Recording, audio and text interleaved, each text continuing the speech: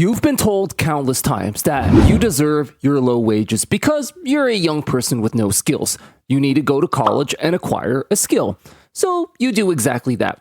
You go to college, you study hard, you graduate, and acquire a skill, only to find out after you graduate that you're absolutely crushed by insane levels of student loan debt and everything costs twice as much as it did before you started college. And when it's all said and done, after subtracting your student loan payments, you're not really even making any more than when you were working minimum wage to begin with. And so the next step of evolution in this endless exploitation loop is something I'm sure you've all heard quite a bit at this point. Just get into the trades or just join the military. Now, sounds like an okay idea, and to be honest, most of the people giving this advice come from a good place. This might actually even work out in the short term. But long-term wise, both these options will likely leave you with some form of debilitating mental or physical health issue that make it impossible for you to keep working. And when that happens, will this society actually take care of you like you should, given that it once depended on your labor to keep functioning? No, they will chew you up and spit you out as disposable and worthless. And to top it all off, after they leave you broken and homeless, they'll tell you it's your fault and that you're just lazy, leaving you right back to where you started, working for minimum wage all over again. This is what I call the infinite Gen Z exploitation loop.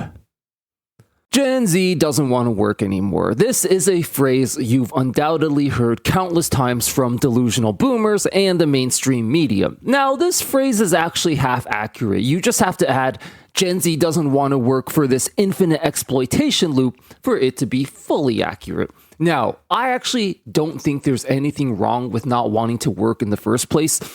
We're always being told that the world doesn't owe us anything. So if that's the case, this goes both ways. We don't owe the world anything either, and that includes our labor. But I've talked to many young Zoomers in our Discord community and this now nearly 8,000 strong community we've built. A lot of them are eager and motivated to start their own businesses, to invest, or become YouTubers or entrepreneurs. They just don't want to work for this quite frankly abusive and exploitative system and society. Now, before we continue, let's first clearly establish what exploitation exactly means, as it's important to clearly define terms in order to have an honest and productive dialogue. According to Preventing Exploitation Toolkit's official website, exploitation involves being groomed, forced, or coerced into doing something that you don't want to for someone else's gain. Now, this in a nutshell already pretty much sums up the jobs and working conditions Gen Z is being forced into, but let's go back to when you were a 5-year-old child in elementary school to fully understand how deep and disturbing this exploitation loop truly runs. How many times were you told by your teachers that you had to go to college, otherwise you would be a failure? Before you're even old enough to comprehend anything about the world around you, you're already being groomed to be a debt slave for the system. Also, this is another thing I just recently thought of. You are essentially, by law, forced to go to school for 13 years from kindergarten throughout high school. I mean, don't get me wrong. This is less evil than Victorian-era child labor in factories for sure, but if you are forced to go to school for 13 years, shouldn't they be able to teach you something in those 13 years that'll help you get a job? I mean, I just love how they're too unskilled to teach you anything useful for 13 years, but then call you unskilled for not being able to get a better job. Why should you have to go to college and go $50,000 in debt just to acquire a skill?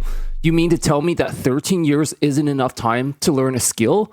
Well, the simple answer is because this was all a feature and not a bug of the worthless modern day system and society we all live in.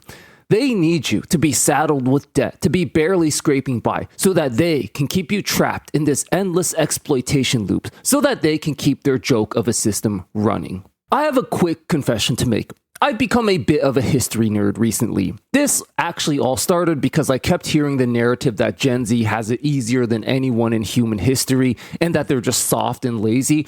So this led me to do actual research on various eras in human history to see if this was actually true. The reality was actually the exact opposite.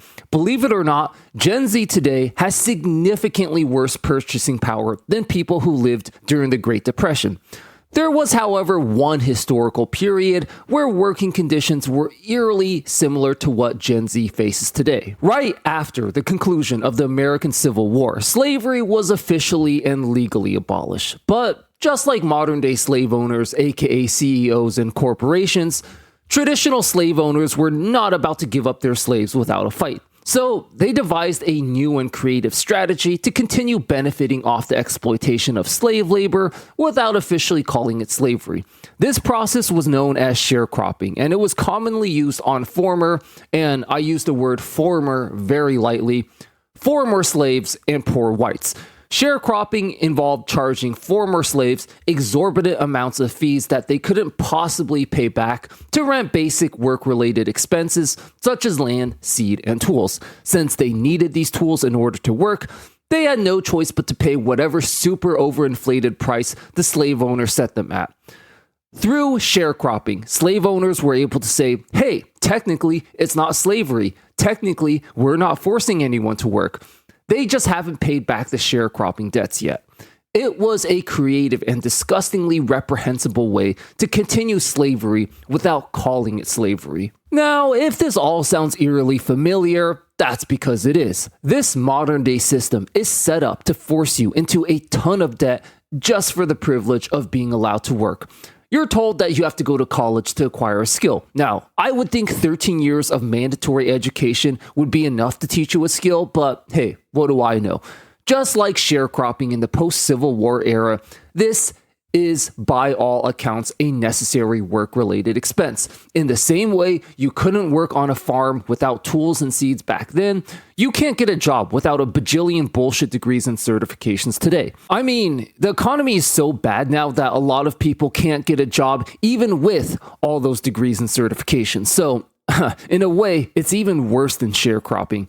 And this is why no matter what path you take, you always end up in the exact same place where you started.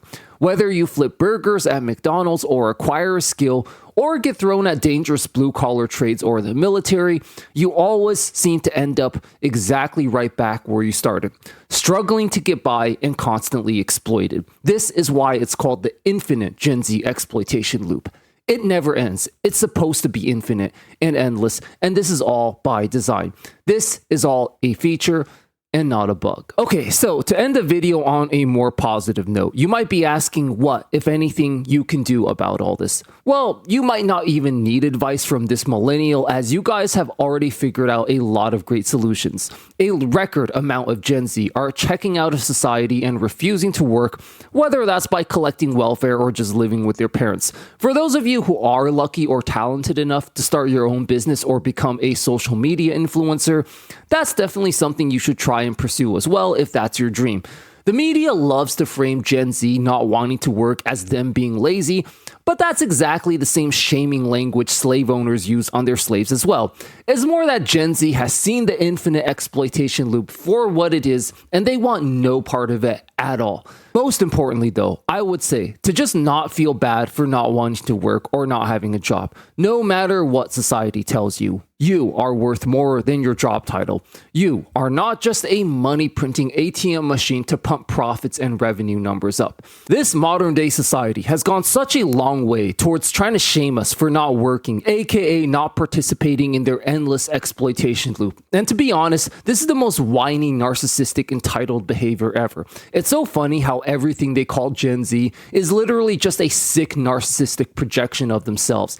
A great example of this is how employers have the nerve to call Gen Z entitled snowflakes when they themselves are actually the biggest, most sensitive, most entitled snowflakes ever. We expose this more in depth in this video right here. Check it out. I'll see you there.